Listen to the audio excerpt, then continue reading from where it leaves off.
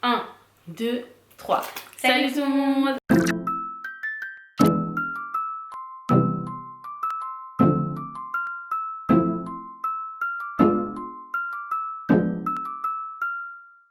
Alors aujourd'hui on se retrouve pour une nouvelle vidéo. Premièrement pour vous souhaiter bonne rentrée, même si c'est un petit peu en retard. On voulait aussi en profiter pour vous raconter un petit peu comment se sont passées nos vacances et qu'est-ce qu'on va faire à la rentrée. Et aussi pour répondre à quelques questions que vous nous aviez posées ou qui sont beaucoup revenues dans les retours de la vidéo du bac pro à la fac. Et Sharon voulait du coup aussi pouvoir apporter sa contribution à ce sujet également, vous raconter un peu son parcours. Ouais, parce que je pense que c'est aussi un parcours assez atypique qui pourra aider certains. Quand d'autres venaient pour les questions pour le bac pro, l'aura, etc. Bah ça m'arrivait aussi de répondre en fait et de pouvoir aiguiller certains. Donc je pense que bah voilà, mon parcours aussi pourra aider d'autres personnes. Et je pense que voilà, on a un jeu assez intéressant vu que bah voilà, elle a fait un bac pro et moi, je vais vous dire un peu plus tard le bac que moi j'ai fait. À venir, je pense que ça sera dans le titre, mais bon, vas-y, bref. Avant ça, on va quand même vous raconter comment se sont passées nos vacances. Parce que pour nous aussi, c'est la rentrée. Mais nos vacances ont été assez spéciales. On n'a pas fait comme tout le monde. On n'était pas en mode plage, sud de la France comme tout le monde. On aurait bien aimé pourtant. Mais on était plus dans le côté associatif, Kaineo et travail. Déjà de base, on avait toutes les deux trouvé un taf cet été. Donc du coup, on était en mode travail toutes les vacances. Et bah voilà quoi, on a commencé à travailler sur le d'autres projets. Un projet qui nous tenait à cœur depuis le confinement et qu'on commence à mettre en place du coup ces vacances. Par rapport à l'association Kaineo, on a développé une branche en fait qui va toucher en fait le harcèlement scolaire. Comme vous savez, c'est un sujet qui nous tient à cœur. On a toutes les deux des expériences par rapport à ça et on en avait parlé dans une vidéo de chit-chat donc que vous pouvez retrouver sur notre chaîne YouTube. En fait, on a lancé une recherche de bénévoles parce qu'on en a besoin pour faire des interventions dans les écoles. Donc maternelle, primaire, collège, lycée, mais là on va d'abord se concentrer sur collège-lycée. Et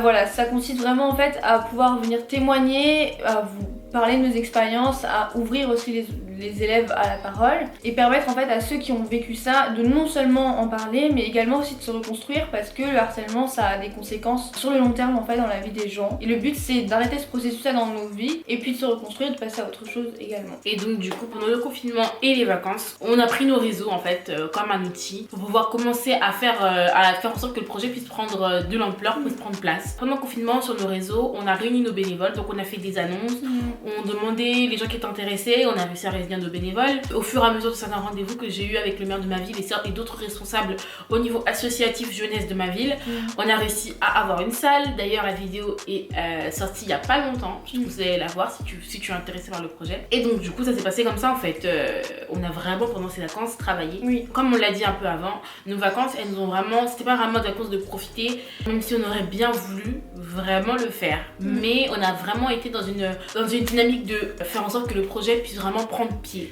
Parce que si on l'avait pas fait et si on avait vraiment profité de nos vacances comme il se devait, à la rentrée on n'aurait pas débuté. À la rentrée on n'aurait pas débuté et ça nous aurait amené à rien et on n'aurait pas eu le temps en fait. Non mais non, on n'aurait pas eu le temps. Donc on a vraiment fait ce sacrifice là de notre temps et se dire que voilà on va profiter de nos vacances pour pouvoir faire en sorte que le projet puisse vraiment prendre forme et que voilà au moins on est à l'école mais au moins on sait ce qui se passe parce que si on avait fait ça pendant les cours c'était impossible de pouvoir gérer les cours en même temps l'association, la recherche de bénévoles, la formation des bénévoles en fait. Ouais, on a dû commencer déjà, enfin pendant les vacances on a recruté, on a fait connaissance avec eux, on leur a expliqué le projet, ils nous ont donné leurs idées, on a donné nos idées, on a structuré ça en fait pour vraiment construire quelque chose, pour avoir vraiment une base sur laquelle on va pouvoir tout de suite démarrer en fait. Exactement, je pense que c'est important de le dire, c'est que vraiment Kaineo c'est un truc qu'on dit souvent, un jeune doit savoir se sacrifier pour son objectif et c'est vraiment ce qu'on fait. Quand on parle de se sacrifier, on dit pas je vais sacrifier comme vous l'entendez, comme vous le croyez, mais vraiment pour nous là c'est un sacrifice parce qu'en vérité la majorité des jeunes comme on sait, bah, on profite. Enfin, on était censé être en vacances. J'étais censée partir en vacances avec ma famille. J'aurais pu partir en vacances avec mes potes. J'aurais pu faire ce que je voulais. Mais je me suis dit non, en fait. Là, il faut que je puisse travailler. Là, il faut que je puisse mettre des choses en œuvre pour que le projet puisse prendre place. Et je le ferai l'année prochaine. Il n'y a pas de souci. J'ai encore la vie devant moi. Voilà, je ferai ça une autre fois. Et c'est vraiment là où je me suis dit, ouais, je fais un sacrifice pour la bonne cause. Donc, même si c'était un sacrifice et qu'on dit que voilà, on voulait faire, on aurait bien aimé être en vacances comme tout le monde. En vérité, c'était pas quelque chose qui était lourd, tu vois, dans notre cœur. Genre en mode, c'était pas horrible de le faire. On l'a fait parce qu'on savait très bien qu'on devait le faire et surtout parce que ça nous plaît de le faire et parce que ça nous tient à cœur. Ça fait partie vraiment de notre quotidien en fait, dans notre manière de fonctionner aussi. En fait, on peut être en vacances, on peut travailler, on peut être en cours, il y aura toujours Kaineo en fait. Peu importe en fait le moment, les circonstances, il y aura toujours Kaineo. Exactement, la base. Du coup voilà en fait, ça c'était un peu nos vacances. Et du coup pour la rentrée, ce sera ça notre projet, même si nous on fait jamais un seul projet, on reste que sur ça. On a toujours autre chose, donc là on fait un autre projet, mais comme c'est moins développé concrètement, on va peut-être pas en parler. Pas maintenant. Vous connaissez de toute façon, on fait toujours plusieurs choses. Ouais, on peut pas faire genre un truc et s'arrêter sur un truc, genre. C'est comme genre en mode, tu veux pas rester, nous on peut pas rester focalisé sur une chose, toujours qu'on ait un truc à côté, tu vois. Au cas où si c'est un jeu, ça nous fait un faux bon. Comme ça, on reste pas juste comme ça. Ouais, faut toujours qu'on soit dans l'activité en fait. C'est ça, oui, en fait, on est tout le temps dans l'activité, on peut pas genre rien faire. Ouais, grave, impossible. Même si on n'est pas sur YouTube. Ouais, et on est ailleurs. Ouais, on est ailleurs. On est sur Instagram. Ouais, mais en fait, on est plus des meufs de la vraie vie, on va pas vous mentir. Ouais, on n'est pas trop des meufs des réseaux. On n'est pas des meufs des réseaux, on est une meuf de la vraie vie, on est des meufs de plus de la vraie vie. Genre en mode, On essaie de faire des efforts quand même, parce qu'au début, on faisait rien. On se développe. Dans un an, on sera un peu plus. Ouais.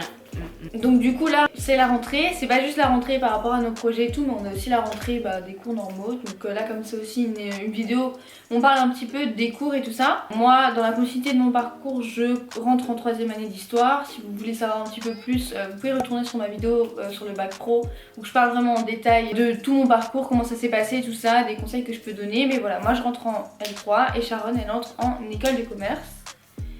J'ai spoilé ou tu voulais le dire? Non, c'est bon. Ok. Sharon elle rentre en école des commerces après avoir fait une licence LEA et encore avant un bac STMG et elle a trouvé que c'était vraiment intéressant en fait de pouvoir aussi parler de ce parcours là qui est aussi atypique. Ah là, tu m'as bien entendu, ok d'accord. Je calme. Donc du coup moi j'ai fait un bac STMG, voilà c'était ça la surprise. Donc on a une bac pro et une bac STMG, waouh, franchement un duo vraiment. Donc ouais j'ai fait un bac technologique STMG spécialité RH, donc ressources humaines. C'était un choix, j'ai fait par choix. Au début je vais vous mentir, je voulais faire ES comme toute la planète. Et après en faisant les plus de recherches et tout, je me suis rendu compte que je voulais faire STMG, j'ai changé de lycée. Mon année STMG s'est bien passé, j'ai eu mon bac. Et voilà, après la fac, une option que j'ai pris. C'était mon premier vœu, enfin j'ai même pas réfléchi à autre chose. Parce que pour les STMG c'est pas une difficulté d'aller à la fac. La difficulté pour un STMG c'est de rester à la fac. Et les STMG c'est pas genre en mode ouais on n'a pas du mal, on nous ferme pas les portes à la fac. On sait tous juste que les STMG ils vont y aller et en L1 ils vont se barrer. Tu vois, ils vont pas rester. Mais voilà, je suis restée. Pourquoi t'as choisi LEA? Pourquoi j'ai choisi LEA? Parce que quand je voulais faire école de commerce, justement je m'étais dit que voilà, en école de commerce je voulais travailler dans l'international pour avoir un diplôme qui me permettait de certifier mon niveau de langue. Je me suis dit que LEA c'est pas mal quand même parce que du coup en LEA on apprend 3 langues. Donc du coup moi j'ai fait anglais, espagnol et italien. J'avais le choix entre chinois et italien. Et après au fur et à mesure des années tu peux prendre une 4e langue je crois. Et donc du coup je me suis dit ce serait bien, comme ça quand je rentrerai en école de commerce, je serais déjà calée au niveau des langues et j'aurais pas besoin de faire encore un truc en plus. Et imagine que dans mon école de commerce ils apprennent pas bien, il me faut pas bien apprendre les langues, etc. Donc du coup au moins j'étais safe sur le côté et j'aurais pas eu de problème avec les langues. Et surtout aussi c'est les écoles de commerce, le prix en fait de les zapper, mais les écoles de commerce c'est méga cher. Du coup je me suis dit fais ta licence et comme ça tu auras moins d'années d'école de commerce à faire. Simple. Voilà. Et après du coup la fac, écoutez, le cliché s'avère vrai, c'est dur pour un STMG de rester à la fac parce qu'on est assisté au lycée, on ne nous prépare pas forcément à ce milieu, on nous prépare à des BTS, des DUT et c'est des endroits où voilà, t'es assez surveillé, où les profs sont avec toi, où ils te surveillent un peu, ils te surveillent en fait. Alors qu'à la fac on te jette on te jette et puis tu fais ta vie, tu survis ou pas, c'est pas notre problème en fait. Après ce qui m'a permis de tenir à la fac c'est la détermination, c'est le fait que voilà j'avais un objectif en tête et je savais ce que je voulais. Je me laissais pas forcément guider par les avis des profs et par ce qu'ils voulaient de moi. Parce que c'est vrai que moi j'ai toujours été dans un environnement où les profs ne savaient pas forcément ce que je voulais et ne connaissaient pas vraiment ma réelle détermination. Et donc du coup même si je leur montrais que j'ai terminé, que je voulais vraiment le faire, ils me disaient fais ça, mais c'est jamais ce que je voulais faire en fait. Alors que je pouvais le faire.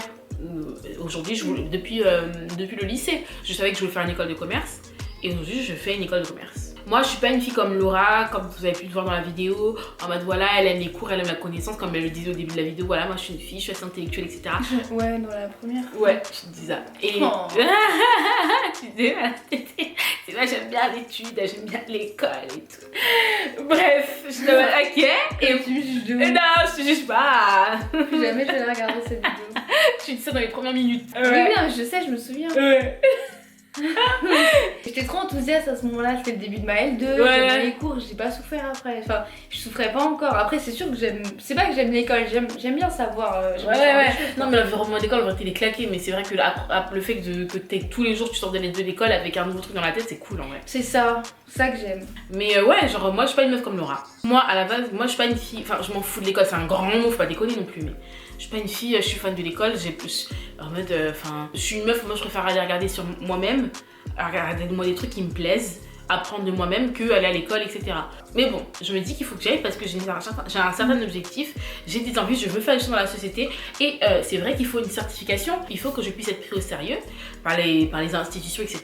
Donc il me faut un diplôme en poche et c'est comme ça que je me retrouve aujourd'hui à faire une école de commerce. Donc du coup, je dis vraiment que c'était le fait que j'étais déterminée, ma détermination, mon envie et le fait que j'avais un objectif en tête et que j'étais très bornée qui faisait que, en fait, je me trouve là, en fait, malgré le fait que voilà, j'étais mal guidée, que mes profs voulaient m'envoyer en pro, que je pouvais pas, bref, je pouvais rien faire.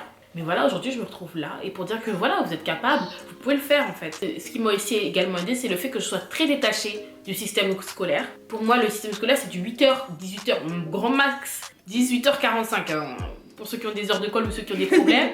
Mais franchement, moi, je suis une meuf en mode 8-18, c'est fini. Tu vois, moi, mon cerveau, dès que je rentre chez moi, mon cerveau il est déconnecté. Je fais mes devoirs, je sais ce que j'ai à faire. Et puis après, ma soirée, c'est autre chose en fait. Ma vie ne dépend pas de l'école, ma vie ne dépend pas d'un travail, ma vie ne dépend pas d'un salaire. Ma vie, c'est moi en fait. C'est ma construction personnelle et c'est ce qui me permettait de tenir aussi quand j'avais des profs qui voilà, te malmènent, quand t'as des profs qui ne veulent pas forcément que tu puisses faire ci. Donc ouais, c'est aussi ce côté un peu détaché de l'école, vraiment. Et ça, c'est quelque chose que certaines personnes doivent retenir, c'est que l'école, c'est pas la vie en fait. Il y a d'autres choses qui vont arriver après. Ton travail aussi ne sera pas ta vie. Il y a d'autres choses qui arrivent en fait. Il y a d'autres choses qui vont arriver et moi, j'en étais pleinement consciente depuis le collège, je le savais déjà. Donc c'est ce qui me permettait de tenir en fait dans un environnement hostile où on te fait croire que t'es capable de rien. Voilà, c'est très important. Oui. Donc voilà, la fac, c'est un endroit assez, on te laisse faire ta vie. C'est vrai que c'est dur les premières années parce que sinon après tu te laisses aller, c'est fini. Tu peux même quitter, abandonner parce que il n'y a pas assez de soutien, etc. Et après l'école de commerce, je sais pas encore parce que là je vais faire ma rentrée. Mais je tiendrai au courant quoi. Tout dépendra de ma détermination, tout dépendra de mon objectif et du travail que je mettrai pour y arriver. En tout cas, ce qui est sûr, c'est qu'on ne demande pas aux gens d'aimer l'école autant que Laura. Je ne demande pas aux gens de ne pas aimer l'école non plus comme moi ou de s'en ficher des cours. Mais après, il faut adapter en fait sa personnalité, ses envies en fonction de son objectif et de ce qu'on doit faire en fait. Voilà. Parce qu'en fait, on est toutes les deux des extrêmes et c'est l'objectif qui te fait rester en fait. Parce que dans un milieu comme la fac, si t'as pas d'objectif, ça sert à rien. Clairement. Au bout d'un moment, t'es tellement dans la pression et tout que tu peux à tout moment péter les plombs en fait et dire vas-y je me barre, de toute façon ça sert à rien ce que je fais, tu remets tout en question parce qu'il y a une vraie pression en vrai. Franchement je suis arrivée, je savais rien. Vous savez on doit répondre à un questionnaire au début là. Mais nulos hein, je savais même pas quelle était la famille dont sortait Louis XIV tu vois. Moi non plus. Et quand t'arrives en histoire ça craint tu vois. Ah c'était trop chaud mais bon après faut se battre. Donc faut se battre en fait quand t'arrives dans l'endroit, il faut pas croire que c'est acquis à cause de tes notes. Ouais, non, mais faut pas croire que c'est acquis en fond. Voilà, c'est ça en fait. Parce que raconte, toi t'es sortie avec une mention très bien au bac. Oui. Tu vois. Mais ça, si elle avait pas la foi. J'aurais pas tenu hein. Moi au bout de 3 semaines de ma première année, même mon premier semestre en histoire, je suis rentrée chez moi, j'étais en train de pleurer, j'en rêverai jamais. Je suis sortie de mon cours, le prof il disait alors il faut savoir faire ça. Je dis punaise mais je sors de bac pro, j'ai jamais fait ça. Après je me suis battue hein. Ouais c'est ça en fait. Donc ouais c'est vraiment le fait qu'il faut se battre pour pouvoir arriver en fait là où, parce que la volonté ça suffit pas. C'est pour ça que dans la vidéo de Laura c'est vraiment le message qu'elle voulait vous faire passer. Parce qu'en fait du coup le message qu'on veut faire passer au travers de cette vidéo, au travers de la vidéo que j'avais fait en la première, c'est pas juste voilà tu peux y arriver parce que moi j'y suis arrivée, tous les bacs pro peuvent aller à la fac et tout ça. Et juste vous dire en fait ce que vous devez faire parce qu'on avait beaucoup de personnes qui sont venues nous dire oui mais voilà du coup moi je sais pas quoi faire, ok on peut te donner des conseils mais le but en fait c'est de pouvoir t'emmener à changer ta manière de penser parce que quand on nous a défini comme là par exemple Sharon, ses profs ils disaient oui mais de toute façon t'es capable de rien, va en pro. Mais en fait si on te dit des choses comme ça te formate dans ta tête et c'est là après si t'es formaté, toi-même tu te fermes des portes, toi-même en fait tu te dis j'ai envie de faire ça m'intéresse mais comme je suis comme ça, comme on a dit que j'étais comme ça je peux pas y arriver. Exactement. Nous ce qu'on veut c'est que vous puissiez changer votre mentalité, votre manière de voir les choses et c'est ça qui va vous donner les moyens ensuite de faire les recherches, d'investiguer, de ne pas vous fermer des portes et de finalement aller là où vous devez aller pour finalement arriver là où vous voulez. C'est pas simplement oui alors moi je veux faire fac de médecine, toute ma vie j'ai voulu faire ça alors je vais faire fac de médecine, ça va t'emmener à rien du tout parce que finalement ta vie elle va s'arrêter. Je vais dire voilà j'ai fait ma fac de médecine. tu vas faire quoi? Ah bah pourquoi pas faire chirurgien? Bah vas-y fais chirurgien. Et puis comme ça t'intéresse pas trop, t'es pas concentré dans ton truc, et puis finalement tu vas juste rater tout quoi. Exactement. En fait le truc c'est quoi? C'est que aussi c'est très important. Ne fais pas les choses parce qu'il faut les faire. Ne fais pas les choses parce que quelqu'un te demande de le faire. Fais-le parce que tu as envie toi de le faire. C'est vrai que on le dit souvent, mais mec, en fait, toi je crois que tu te rends pas compte. Je vais te parler là, je vais te parler à toi directement. Des gens qui font des choses juste parce qu'ils doivent le faire ou parce que quelqu'un leur a demandé de faire, c'est des gens qui vont arriver à des positions un jour et qui ne pourront pas assumer pleinement la fonction dans laquelle ils rentreront. Ça fera des médecins qui rentreront dans la médecine juste parce qu'ils veulent avoir leur Ferrari et parce qu'ils veulent avoir leur belle maison sur la plage. Mais un jour, quand ils feront mal leur boulot et qu'on devra leur rendre des comptes, ça va détruire la vie des gens. Tu vois, on veut des gens, on veut que tu puisses être un mécanicien passionné. On veut que tu puisses être un charpentier passionné. On veut que tu puisses être un avocat passionné. On veut pas des gens, en fait, on fait pas qu'on veut pas, parce que en vrai c'est même pas nous qui employons. Je pense que tu comprends ce qu'on veut dire. En mode, ne fais pas parce que tu dois le faire, parce que à la fin tu te retrouveras dans la fonction, tu vas pas assumer. En fait, on est dans une société qui tourne, une société qui a besoin de chacun des uns et des autres, tu vois. Si quelqu'un fait mal son travail, ça va forcément impacter la vie de quelqu'un d'autre. Ça va contribuer à ce qu'on ait une société nulle comme ça. Je te jure. Ben, les systèmes hospitaliers, ils sont en train de souffrir, ils sont à bout, les gens veulent même plus aller à l'hôpital parce que les médecins, ils viennent pas voir pendant 10 jours des personnes qui sont hospitalisées, ils viennent pas leur dire même c'est quoi leur problème, c'est quoi leur maladie. Je te jure. Tu vois, là on parle de médecins, mais en vérité le cas des médecins c'est assez mitigé parce qu'en vérité, t'as des médecins frères, ils font leur taf. Oui, bien, mais comme dans ils sont là. Comme dans mais tout.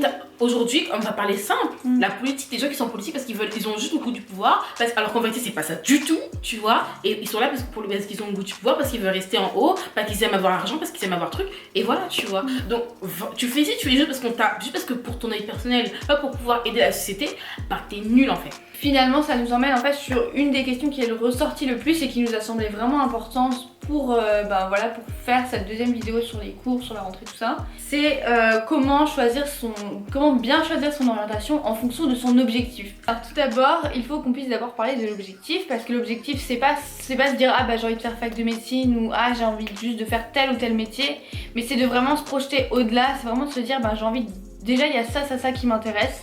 J'ai envie de faire ça et je veux apporter telle chose dans la société, parce qu'il faut avoir vraiment cette conscience-là qu'on a un apport dans la société, il faut qu'on puisse en avoir un. Et si on fait les choses juste pour les faire ou sans idéologie derrière, sans vraiment idée, sans but, ben on va mal faire aussi les choses et notre vie elle va s'arrêter à un certain moment en fait. C'est comme si bon bah je l'ai atteint, bah voilà. Donc c'était un petit peu ça ce qu'on voulait dire. Donc déjà pour bien choisir son orientation en fonction de son objectif, c'est avoir un bon objectif. Et ensuite c'est ne pas se limiter, c'est savoir faire les recherches, savoir faire les investigations, parce qu'on a vu comme Sharon elle l'a dit, elle a fait des investigations. Elle disait bon moi je veux faire ça, alors je vais voir par où est-ce que je peux passer. Et elle avait conscience en fait de ce qu'elle faisait et pourquoi est-ce qu'elle faisait les choses. Elle avait conscience de pourquoi est-ce qu'elle faisait les choses, et c'est ça aussi qui lui a permis de s'accrocher. Également moi c'est pareil, en licence d'histoire c'était vraiment ça qui m'a permis de m'accrocher. Et voilà, c'est important en fait de pas faire les choses juste pour les faire, parce qu'au moindre mouvement t'abandonnes quoi. Savoir tout simplement pourquoi tu es dans cet environnement, pourquoi tu t'es mis dans ça, c'est le primordial, parce que quand tu te poseras la question, parce qu'il y aura forcément des moments de remise en question, des moments de doute, ben tu sauras en fait, tu seras sûr de toi, et ce qui te permettra de tenir bon. Quand on parle de médecins, parce qu'on aime bien parler des médecins, je sais pas pourquoi, mais quand on parle des médecins qui font des trucs seulement pour le faire, etc. En vérité, on comprend qu'il y a certaines situations qui sont différentes, certaines personnes qui veulent juste sortir simplement de la galère, et donc du coup, il faut que je trouve un métier qui me donne assez d'argent pour que je puisse, tu vois, ok, on comprend, il y a certaines situations qui sont pas excusables, mais voilà, qu'on comprend pourquoi t'es rentré dedans.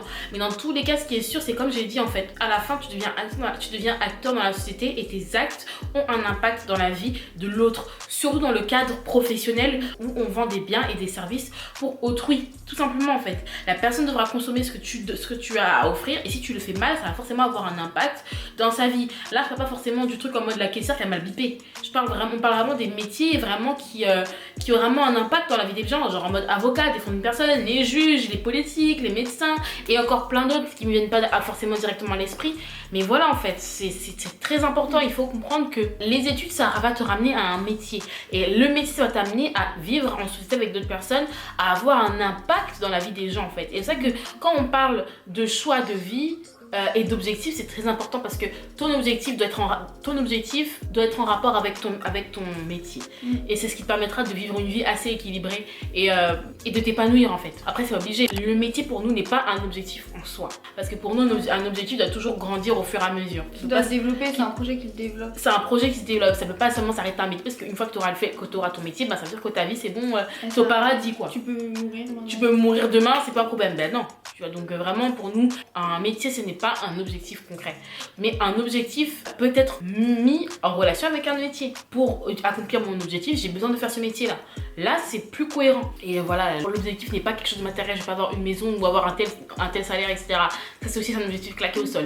Bref, donc voilà, c'est un peu ce qu'on voulait dire. Si on doit vous donner les encouragements pour la rentrée, après cette longue discussion. Donc, comme vous le savez, le harcèlement, c'est un thème qui nous tient vraiment à cœur. Et on voulait du coup donner un mot d'encouragement pour toutes les personnes qui vivent ça, qui sont en pleine rentrée en fait, qui vont se retrouver face à leur harceleur. Donc moi du coup, ce que je voulais dire par rapport à ça, c'est vraiment beaucoup de courage, beaucoup de force parce que je sais que c'est vraiment difficile de rentrer en cours, de démarrer une nouvelle année et savoir que t'auras tout le lycée contre toi ou t'auras des gens qui t'attendent en fait et qui vont juste te rabaisser encore plus. Faut vraiment faire de la force pour juste continuer à aller à l'école, continuer à suivre les cours, continuer à faire abstraction et supporter ça en fait. Parce que moi-même c'est une chose qui m'est arrivée quand j'étais au lycée, en première et tout, j'ai débarqué, il n'y a plus personne dans le lycée qui me parlait. Vraiment où ils me voyaient juste comme une traînée, juste comme un morceau de terre par terre, enfin voilà, ils me voyaient comme de la boue et tout. Et c'était vraiment super difficile en fait d'être là, d'être face à ces personnes et de tenir tête. Donc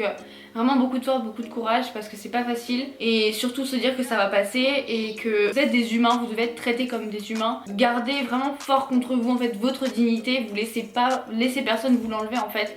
Et vous traitez comme un moins que rien parce que vous restez des humains. Vraiment en fait, dites-vous que ça va passer et vraiment battez-vous pour votre dignité parce qu'on peut pas vous l'enlever en fait. Ouais, c'est ça, en fait, à la base, parce qu'en vérité, ces gens-là sont tellement fous dans leur tête, ils utilisent tellement mal leur cerveau qu'en fait, ils essayent de te faire croire que tu n'es pas quelqu'un d'important et que tu es quelqu'un qui ne mérite même pas la vie pour certains. Vraiment, ça, c'est des ordures. Non, mais ouf. On va définir on va dire les termes ici, c'est des ordures, c'est des gens qui ne méritent même pas d'être dans le milieu scolaire parce que être dans un milieu scolaire pour ça, quoi. Enfin, bref. Et ne te définis pas par rapport à ce que les gens pensent de toi. Tu es quelqu'un de bien, tu es quelqu'un qui a un objectif, tu es quelqu'un qui veut tout simplement vivre sa vie. Tu ne demandes pas beaucoup en fait. Et t'as le droit. Donc certes, ce sera quelque chose que tu devras peut-être subir pendant l'année, mais sache qu'un jour ça va s'arrêter. Et le jour où ça s'arrêtera, tu devras vivre ta vie pleinement, sans penser à ce qui s'est passé dans le passé. Sans penser à ce que les gens t'ont fait auparavant. Tu es une personne forte, intelligente. L'harcèlement, c'est quelque chose qui n'est pas quelque chose qui doit te définir. C'est quelque chose qui arrive dans ta vie, certes maintenant, mais qui un jour s'arrêtera. Tu ne devras pas te définir comme une victime ou une personne qui est juste faible et qui ne peut pas évoluer dans la vie. Non, justement, cette expérience doit te rendre plus forte que tu l'es déjà. Je sais qu'on vit pas forcément, on n'a pas forcément vécu la même chose que toi. On n'a pas tous vécu les mêmes expériences, mais en tout cas, ce qui est sûr, c'est que j'espère que nos mots d'encouragement pourront t'aider à surmonter cette rentrée-là. Parce que la rentrée, c'est très dur. Parce que ce soit pour l'harceleur ou l'harcelé. Plus pour l'harcelé, bien entendu, c'est la base en fait. Mais l'harceleur aussi qui écoute, si t'écoutes et c'est vieux que t'harcèles, franchement, arrête. Et arrête. Là, il n'y a plus que 1%, faut s'arrêter. Okay. Donc, du coup, on a terminé cette vidéo. Alors, on n'a plus beaucoup de batterie, donc il faut qu'on s'arrête là. Ouais. Donc, on te souhaite bonne rentrée. Et voilà, n'oublie pas de nous suivre sur nos réseaux. Abonne-toi, mets la cloche pour savoir quand est-ce qu'on poste de nouvelles vidéos sur YouTube. Parce qu'on n'est pas très actifs, pas du tout même, mais on fait de notre mieux. Donc, mets la cloche pour que tu puisses être au courant de quand on poste une vidéo. Sur Instagram, par contre, on est un peu beaucoup plus active. On fait des posts assez récemment. IGTV. Et des IGTV, donc je conseille d'aller visiter, faire un petit tour, c'est sympa. On poste des photos et tout, c'est mignon, c'est sympa. On est ouverte, viens nous parler, il n'y a pas de souci. Enfin, on est ouverte, voilà. Donc viens dans nos DM, parle avec nous, discute avec nous, il n'y a pas de souci. Ouais. Et on s'attrape. Voilà. On a plus de batterie. Vite.